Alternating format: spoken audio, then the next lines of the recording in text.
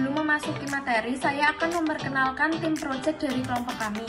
Yang pertama ada Ivani Trisantiko dengan NIM 2111100002958. Yang kedua ada Ines Amanda Putri dengan NIM 21111002983. Yang ketiga ada Delia Kusuma Ardani dengan NIM 21111002954. Kemudian ada Agustina Nuroshita dengan NIM 21111002966. Ada Megawati dengan NIM 21111003020. Dan yang terakhir saya sendiri Bika Nurul Anisha dengan NIM 21111002976. Sebelum hadirnya aplikasi klinik kecantikan virtual itu seperti Healthy Face aplikasi kami, masyarakat itu menghadapi tantangan besar dalam mengakses perawatan kulit. Tentunya tanpa platform terintegrasi, sulit untuk mendapatkan informasi yang akurat, terpercaya, atau menemukan layanan yang benar-benar sesuai kebutuhan.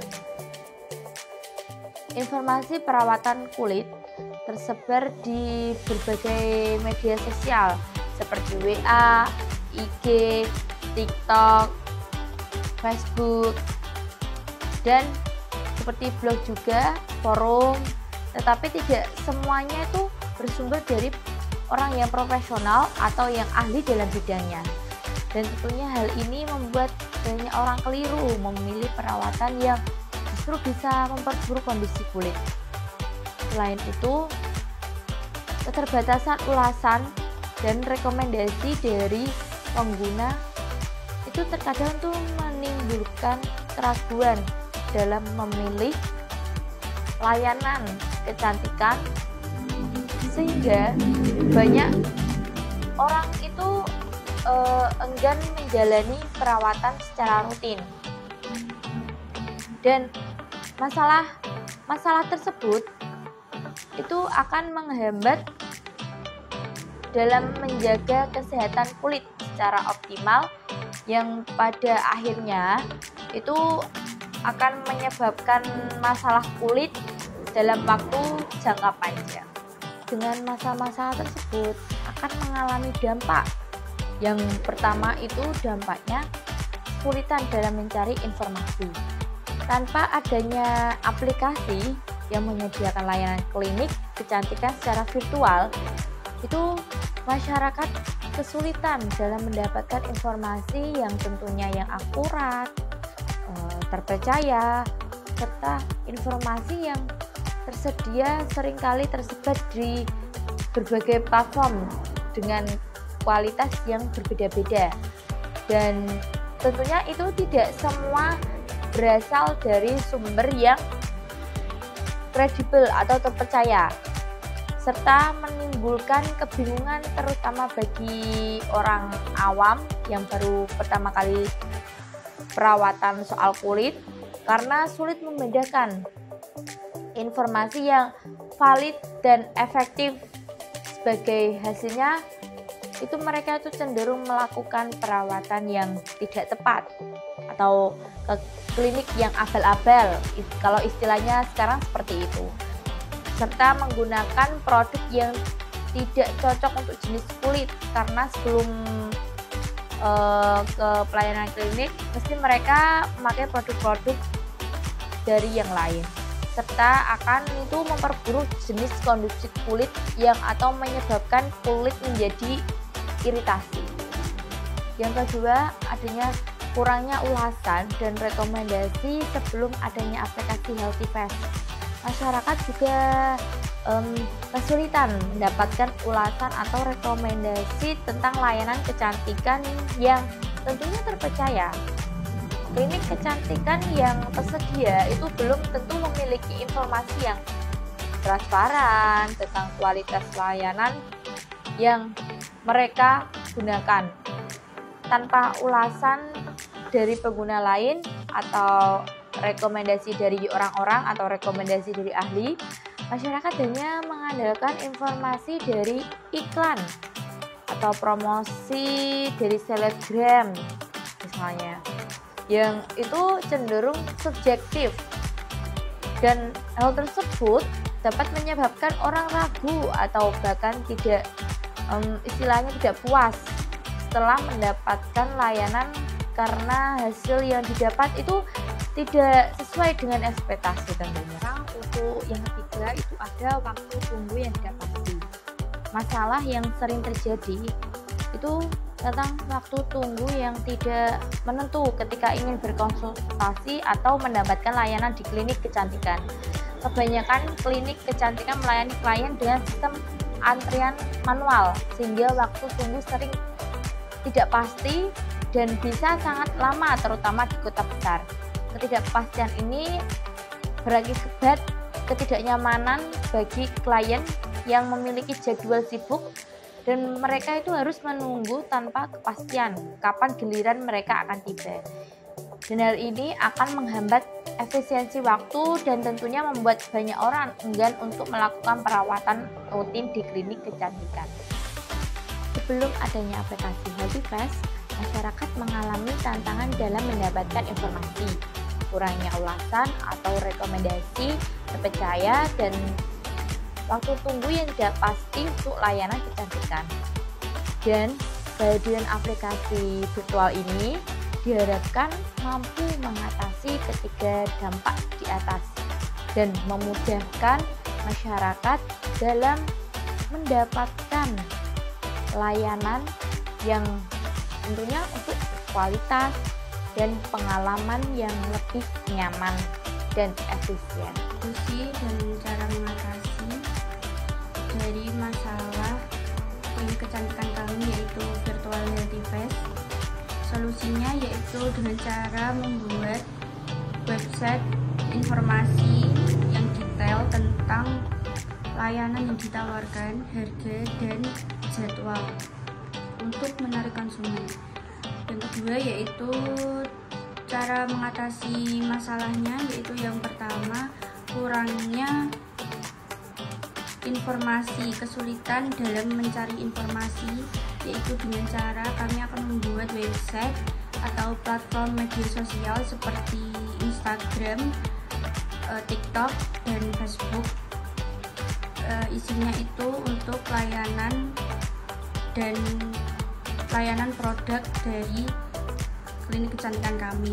Yang kedua yaitu kesulitan dalam mencari ulasan atau komentar, yaitu dengan cara membaca dari platform media sosial kami yaitu IG, Facebook ataupun TikTok dengan cara melihat foto ataupun komentar dari konsumen yang pernah datang di klinik kami. Yang ketiga, waktu tunggu yang tidak pasti, itu kami membuat jadwal online ataupun offline mengenai praktek dokter. Terus nilai tambahnya yaitu konsumen dengan cepat membuat janji temu untuk perawatan tanpa langsung datang ke klinik. Selanjutnya saya akan menjelaskan materi tentang analisis pasar mulai dari ukuran pasar potensial. Sekarang untuk treatment wajah terus berkembang, terutama ini di wilayah Indonesia sendiri dengan pertumbuhan urbanisasi dan peningkatan perhatian pada perawatan diri. Dan salah satu segmen terbesarnya adalah perawatan kulit wajah. Di Indonesia ini, industri kecantikan sejalan dengan meningkatnya minat terhadap perawatan kulit wajah. Adapun juga segmen target, yaitu usia mulai dari 17 tahun sampai 45 merupakan segmen utama. Kelompok usia muda tertarik dengan perawatan preventif untuk menjaga kulit tetap sehat, sementara kelompok usia lebih dewasa ini cenderung mencari perawatan anti-aging. Adapun juga jenis kelamin, mayoritas ini adalah perempuan, meskipun laki-laki juga untuk perawatan kulit mulai meningkat. Adapun juga tren pasar, yang pertama ada self care menjadi prioritas banyak orang. Yang kedua ada me time, orang pergi ke klinik untuk facial atau me time, mirip dengan konsep penyembuhan atau liburan untuk menyegarkan pikiran. Dan yang terakhir ada lifestyle oriented, orang-orang yang peduli akan penampilan dan kesehatan kulit. Virtual Healthy Face memiliki dua sumber pendapatan utama, yaitu yang pertama layanan perawatan kecantikan dan medis. Virtual Healthy Face memahami bahwa setiap orang punya kebutuhan kulit yang unik. Karena itu kami menawarkan berbagai layanan kecantikan dan perawatan medis yang dirancang khusus untuk setiap pelanggan, mulai dari konsultasi untuk memahami kondisi kulit, perawatan seperti facial, chemical peeling, hingga prosedur medis seperti pengobatan, jerawat, atau peremajaan kulit. Kami menyesuaikan perawatan dengan kebutuhan dan keinginan Anda. Tarif layanan ini bervariasi tergantung tingkat kerumitan dan bahan yang digunakan. Jadi Anda bisa memilih perawatan sesuai anggaran dan hasil yang diinginkan. Dengan didukung oleh tenaga profesional yang berpengalaman, kami tidak hanya fokus pada hasil, tapi juga memberikan pengalaman yang nyaman dan personal. Kami ingin Anda merasa didukung sepenuhnya dalam perjalanan menuju kulit yang lebih sehat dan bercahaya. Yang kedua, penjualan produk. Penjualan produk. Di samping layanan perawatan, kami juga menyediakan rangkaian produk kecantikan berkualitas yang bisa Anda gunakan di rumah untuk melengkapi perawatan yang sudah dilakukan di klinik. Produk-produk ini meliputi skincare seperti pembersih wajah, serum, pelembab, dan suplemen untuk menjaga kesehatan kulit dari dalam. Semua produk dipilih dengan cermat, mengutamakan keamanan dan efektivitas bagi berbagai tipe kulit, sehingga Anda bisa merawat kulit tanpa khawatir akan iritasi atau efek samping. Dengan produk-produk ini, kami berharap Anda bisa mempertahankan hasil dan perawatan klinik dan menjaga kulit tetap sehat. Meski di rumah, kami juga sering menawarkan bundling produk dan layanan agar Anda bisa mendapatkan hasil maksimal dengan nilai yang lebih terjangkau. Kami ingin Anda merasa bahwa perawatan kulit adalah bagian dari keseharian, bukan hanya rutinitas, tapi momen-momen kecil untuk merawat diri dan merasa lebih percaya diri. Perhitungan HPP. Yang pertama, misalkan biaya-biaya untuk salah satu produk adalah sebagai berikut.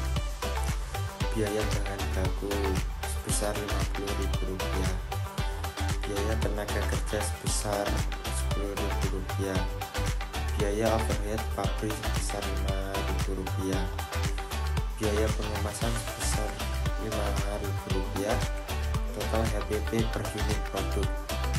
HPP sama dengan biaya bahan baku tambah biaya tenaga kerja tambah biaya overhead pabrik tambah pengemasan. HPP sama dengan Rp50.000 tambah Rp10.000 tambah Rp5.000 tambah Rp5.000 sama dengan Rp70.000. Model harga atau penetapan harga berdasarkan nilai. Menentukan harga berdasarkan kualitas dan nilai yang diberikan kepada pasien seperti teknologi canggih dan pengalaman unik. 2. Analisis pasar dan pesaing. Melakukan riset untuk memahami harga yang ditawarkan oleh pesaing dan menyesuaikan harga agar tetap kompetitif. Yang ketiga, paket layanan. Menawarkan berbagai pilihan paket dengan tingkatan harga berbeda, memungkinkan pasien memilih sesuai kebutuhan dan anggaran. Yang keempat, transparan harga. harga, memberikan informasi lengkap tentang biaya layanan untuk membangun kepercayaan pasien. Yang kelima, fleksibilitas harga, menyesuaikan harga berdasarkan permintaan pasar dan biaya operasional untuk menjaga profitabilitas. Akuisisi pelanggan. Untuk menarik pelanggan baru, klinik kecantikan dapat menerapkan beberapa strategi akuisisi pelanggan yang efektif. 1. Promosi dan diskon. Menawarkan promo spesial atau diskon untuk layanan tertentu dapat menarik perhatian pelanggan baru. Misalnya diskon 20% untuk perawatan pertama atau paket building untuk beberapa layanan, sekaligus dapat mendorong calon pelanggan untuk mencoba layanan klinik. Yang kedua, media sosial dan konten edukatif. Menggunakan platform media sosial seperti Instagram dan Facebook untuk berbagi konten edukatif tentang kecantikan, tips perawatan kulit, dan testimoni pelanggan. Konten menarik dapat meningkatkan keterlibatan dan menarik perhatian audiens yang lebih luas. Yang ketiga, kolaborasi dengan influencer. Berkolaborasi dengan influencer kecantikan untuk mempromosikan layanan klinik. Influencer dapat memberikan kredibilitas dan menjangkau audiens yang relevan, sehingga meningkatkan ketertarikan terhadap klinik. Yang keempat, event dan workshop. Mengadakan acara atau workshop kecantikan untuk menarik calon pelanggan. Acara ini bisa berupa konsultasi gratis atau demo produk yang memungkinkan pelanggan mencoba layanan tanpa biaya awal. Yang kelima, yang terakhir, program loyalitas. Menerapkan program loyalitas yang memberikan poin atau diskon kepada pelanggan setia. Ini tidak hanya menarik pelanggan baru, tetapi juga mendorong pelanggan lama untuk kembali. Dengan menerapkan strategi-strategi ini, klinik kecantikan dapat meningkatkan visibilitas dan menarik lebih banyak pelanggan baru ke dalam bisnis mereka. Rencana marketing yang berfokus memanfaatkan email dan media sosial. Tujuan dari email marketing yang pertama, meningkatkan loyalitas pelanggan dan meningkatkan kunjungan ulang. Yang kedua, menawarkan promo eksklusif dan edukasi perawatan kulit. Kemudian, tujuan media sosial seperti Instagram, TikTok, Facebook, dan WA. Yang pertama, menarik pelanggan baru dan memperkuat komunitas. Yang kedua, mempermudah komunikasi dan pemesanan layanan. Yang ketiga, mempermudah reservasi dan menjangkau pelanggan baru. Kemudian, matrix engagement. Untuk memantau kinerja, memahami preferensi pelanggan, dan memastikan pertumbuhan bisnis yang berkelanjutan. Cara menggunakan matrix engagement. Yang pertama, monitor secara berkala. Lakukan pemantauan matriks tiap bulan untuk melihat tren dan pola. Yang kedua, tentukan target yang realistis. Sesuaikan target berdasarkan data historis dan sumber data yang tersedia. Dengan matrix engagement ini, dapat lebih memahami bagaimana pengunjung berinteraksi dengan website jasa konsultasi online dan mengidentifikasi area yang perlu ditingkatkan. Adapun target dari kami, yang pertama, target viewers itu 200-300 per bulan, target like 150-300 per bulan, target komen 100-200 per bulan. Yang ketiga, peningkatan brand awareness. Memanfaatkan kekuatan media sosial untuk membangun brand awareness. Buat profil merek yang konsisten di platform-platform yang populer dan membuat konten yang informatif dan menarik. Jadi nanti itu seperti membuat konten di sosial media kita untuk meningkatkan brand awareness kita, dan seperti before dan after setelah perawatan gitu. Jadi nanti itu pelanggan bisa lihat kalau hasilnya bagus, itu kan before afternya tuh ada.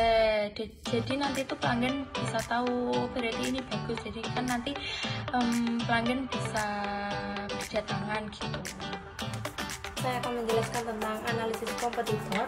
Yang pertama ada pesaing utama, produk organik dan alami. Merek seperti The Body Shop atau Synthesia Botanicals bersaing dengan menawarkan produk berbahan alami dan ramah lingkungan. Yang kedua ada merek teknologi. Beberapa perusahaan teknologi kecantikan seperti Foreo atau NU Skin menggabungkan perangkat dengan produk skincare untuk memberikan hasil yang lebih presisi. Adapun juga kelemahan dan kekuatan ini yang pertama ada kekuatan inovasi produk. Industri ini sangat inovatif dengan penemuan produk baru seperti serum misalnya atau masker dan lain sebagainya. Ada fokus besar pada solusi berbasis masalah seperti jerawat, anti-aging, dan perawatan pori-pori. Yang kedua ada permintaan tinggi. Kebutuhan perawatan wajah adalah permintaan konsumen karena masyarakat semakin peduli pada penampilan dan kesehatan kulit baik pria maupun wanita. Dan yang ketiga ada dukungan digital e-commerce dan promosi. Digital melalui media sosial mendukung presentasi pasar yang lebih luas. Adapun kelemahan yaitu ada persaingan ketat, tingginya komposisi baik dari merek besar maupun pemain baru. Dan yang kedua ada ketergantungan pada tren, perubahan tren dalam perawatan wajah dan skincare seringkali cepat. Merek harus terus berinovasi dan menyesuaikan diri agar tetap relevan. Yang ketiga ada biaya produksi dan pengembangan. Jadi bisa memakan biaya besar, terutama untuk riset, pengujian, dan pemasaran. Ada pun juga keunggulan, inovasi, dan teknologi. Merek yang dapat memanfaatkan teknologi canggih. Ada pun juga brand awareness dan kepercayaan konsumen, merek dengan citra yang kuat dan dapat dipercaya. Adapun yang ketiga yaitu ada distribusi dan jaringan pasar. Berikutnya adalah proyeksi keuangan yang dibuka selama 3-5 tahun ke depan. Untuk proyeksi pendapatan, tahun pertama 2.500.000, tahun kedua 3.200.000, tahun ketiga 4 juta, tahun keempat 4.800.000, pertumbuhan 20% dari tahun sebelumnya, dan tahun kelima 5.750.000, pertumbuhan 20% dari tahun sebelumnya. Dan berikutnya proyeksi laba. Tahun ke-1 500 juta, tahun kedua 640 juta, tahun ketiga 800 juta, tahun keempat 990 juta, tahun kelima 1.152 juta. Untuk selanjutnya ada penggunaan dana, yaitu dana ekspansi dan dana operasional. Untuk yang pertama dana ekspansi, yaitu untuk pemasaran dan promosi. Anggaran untuk kampanye pemasaran termasuk iklan digital, promosi di media sosial, dan kolaborasi dengan influencer untuk menarik pelanggan baru. Untuk yang kedua, peralatan modern, yaitu untuk pembelian alat dan teknologi terbaru untuk meningkatkan kualitas layanan seperti mesin laser atau perangkat perawatan lainnya. Dan yang kedua, penggunaan dana operasional. Yang pertama untuk biaya harian, pengeluaran untuk bahan habis pakai dan perlengkapan operasional lainnya. Dan yang kedua ada pemasaran berkelanjutan, anggaran untuk promosi rutin guna mempertahankan minat pelanggan dan menarik pelanggan baru. Dan yang ketiga pengembangan layanan, yaitu dana penelitian dan pengembangan layanan baru serta peningkatan kualitas layanan yang sudah ada. Selanjutnya ada tim manajemen kita, yaitu Agustina Nurasita sebagai CEO, Ines Amanda Putri sebagai technical team, Megawati sebagai technical team, Fani Trisantiko sebagai business development, Adelia Kusuma Ardani sebagai business development, Wika Nurul Anissa sebagai subject matter expert. Dan untuk tugasnya, CEO mengawasi semua aspek operasional termasuk efisiensi layanan dan kepuasan pelanggan. Dan technical team bertugas bekerja sama dengan tim medis dan manajemen untuk memastikan integrasi teknologi yang efektif dalam melayani klien. Dan selanjutnya business development bertugas merancang dan mengimplementasikan strategi pemasaran yang efektif untuk menarik pelanggan baru. Berikutnya subject matter expert memberikan saran ahli mengenai perawatan dan produk kecantikan yang sesuai dengan kebutuhan kulit pasien. Yang terakhir yaitu ada kontak dan langkah. Informasi kontak yaitu bisa ke Gmail healthyface123@gmail.com dan kontaknya yaitu 085 701 039 892. Yang kedua ada investasi atau kolaborasi, dan yang ketiga riset pasar, membangun jaringan dan pengumpulan umpan balik pelanggan. Yang pertama yaitu riset pasar, analisis pasar dengan mengidentifikasi segmen pelanggan yang berbeda yaitu mulai dari usia dan jenis kelamin. Yang kedua, tren pasar, mengidentifikasi layanan yang paling dicari seperti perawatan wajah, laser, dan lain-lain. Yang ketiga, strategi pemasaran dengan memasang iklan online ataupun di media sosial yang lain. Yang kedua, membangun jaringan yaitu dengan menjalin hubungan dengan profesional ataupun dengan dokter spesialis kesehatan. Yang kedua, ada kolaborasi dengan bisnis lokal dengan bermitra yaitu salon ataupun SPA. Yang ketiga, memanfaatkan media sosial.